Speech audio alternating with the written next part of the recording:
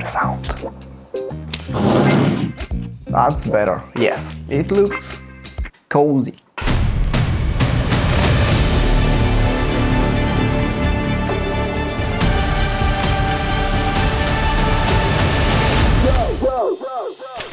Let's talk external camera monitors.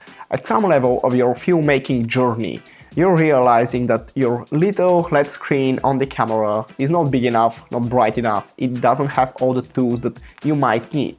So you're starting to wonder, hey, couldn't I have one of these big screens that the pro filmmakers have on their cameras? And you're going on the web and start researching which monitor could serve you the best. So here are my thoughts on what should you be looking for when purchasing a monitor. Something I was stretching my mind about was, should it be 5-inch or 7-inch monitor? The cool thing is that I reached out to Desview and they hooked me up with actually two monitors, one 5-inch and the other 7-inch monitor. So after a few months I can give you a good perspective on which monitor is for you. A bigger 7-inch monitor or a smaller and more practical and compact 5-inch monitor. Okay, let's be honest for a second. Probably the first thing that you're also looking for when buying a monitor is the size. And then you will realize that there are other attributes that you have to take into account.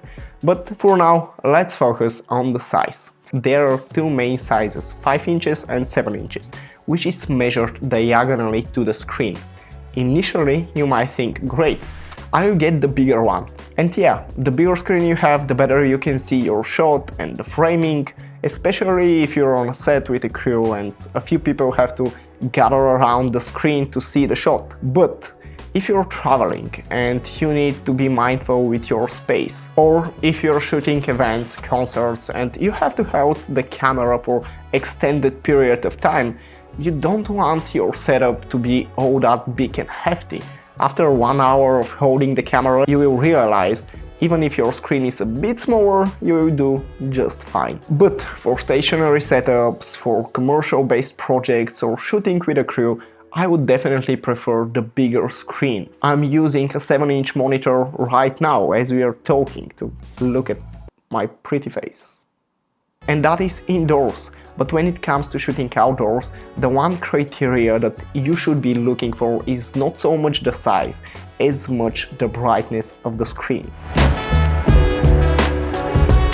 What I was specifically in the hunt for was a monitor with over 1000 nits of brightness. I wasn't concerned that much with the size of it, but how it will perform in really bright outdoor situations when the sun is at its peak. You know that feeling when you're squeezing your eyes and trying to make shadow over the monitor to see what is actually there? Well, I wanted to escape exactly that feeling. Good thing that is when I shared what really concerned me with Desview, they told me that both the 5-inch monitor and the 7-inch are 2800 nits. Now, with different companies, these numbers may have slight difference to the actual brightness you're getting, but 2800 nits sounded more than enough. I have been using monitors that are less than 1000 nits and it really doesn't perform that great in bright situations and outdoors.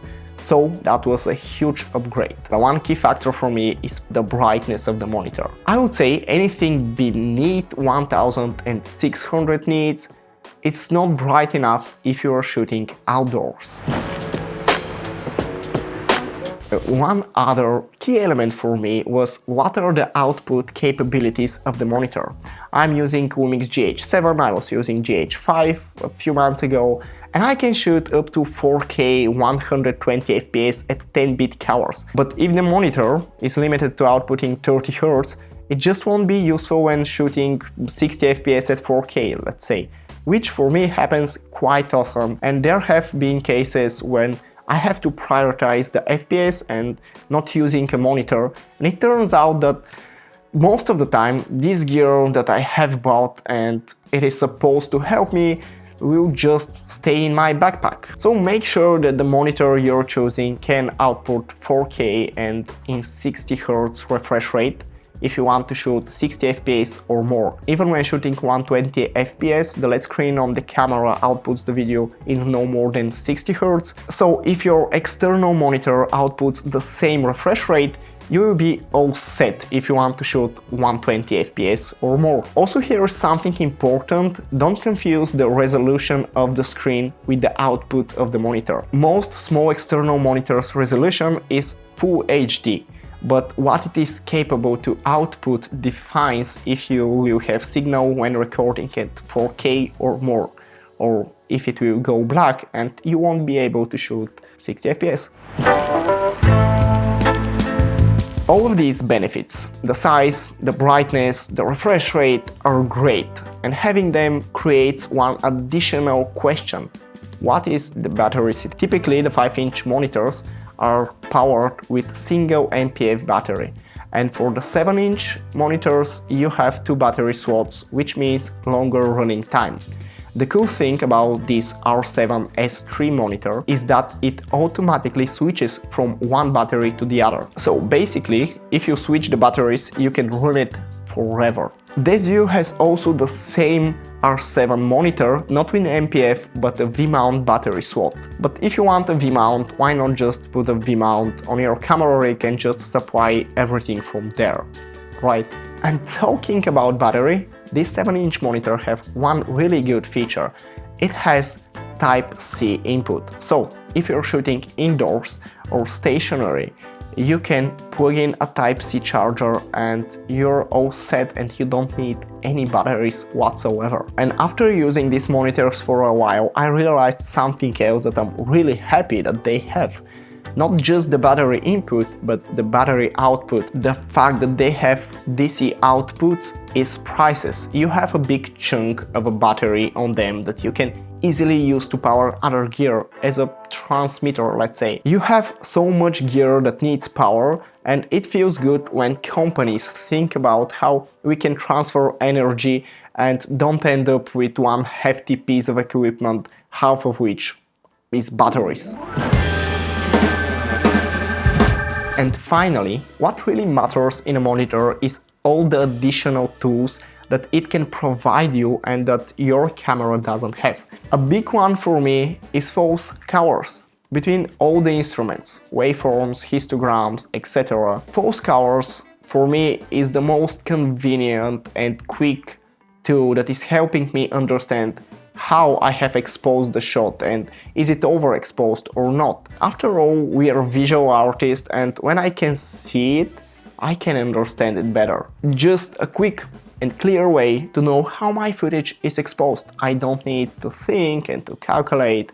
I prefer the simple and easy things. Another functional benefit that you should be looking for is gridlines and ratio on the monitor.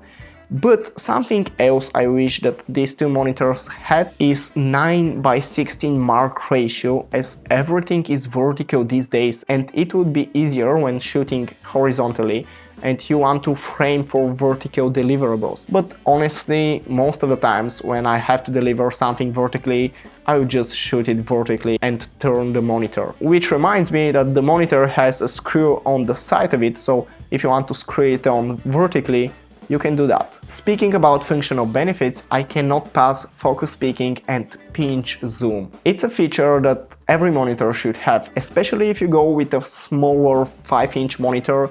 Being able to zoom on the shot is such a relief when you're not sure if the shot is properly focused or if there is something that you don't want to capture in the shot. But something really functional on the 7-inch monitors that mostly I have seen is the fact that they have hotkeys on the top, and you can set them as shortcuts for whatever feature you need the most.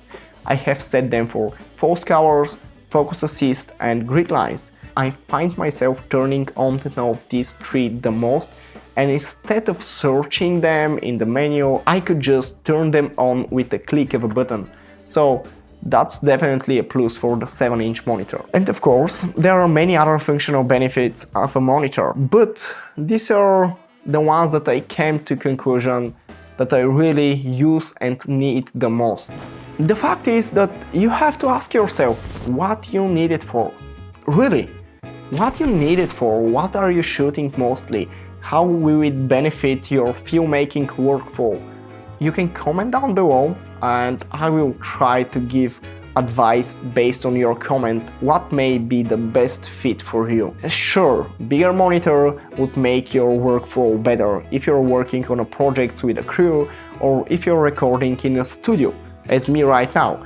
But if you're traveling and shooting outdoors or shooting long-lasting events, will it be worth it to have huge monitor for the price of getting tired quicker, needing more space for the monitor and batteries, and overall have a hefty rig when all you really need is to be quick to point and shoot? Also important question, maybe what is your budget and what the monitor you're looking justifies the price.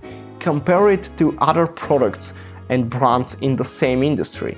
A great video that I watched before going into the deep hole of researching for a monitor was a video by George Berman comparing different brands of monitors. So ask yourself those questions and figure out what you really need. But the key factors for me were that I needed to be bright, I needed to output 4K at 60 FPS, and I needed to have additional tools that will help me with framing and exposing the shot. And I'm so thankful that Desview sent me these two monitors. They both are great and honestly I'm using them almost every day. Gear, it is endless and the topics on it are beyond endless. But hey, make sure to focus on your creativity and skills of turning ideas to reality. And gear won't be a factor, but just a bonus to what you do. So, thank you for watching this video, give it a thumbs up if it helped you in any way or if you enjoyed watching yet another gear video. And hey, if you haven't subscribed yet, I would highly appreciate it if you do so. And I will see you in the next one.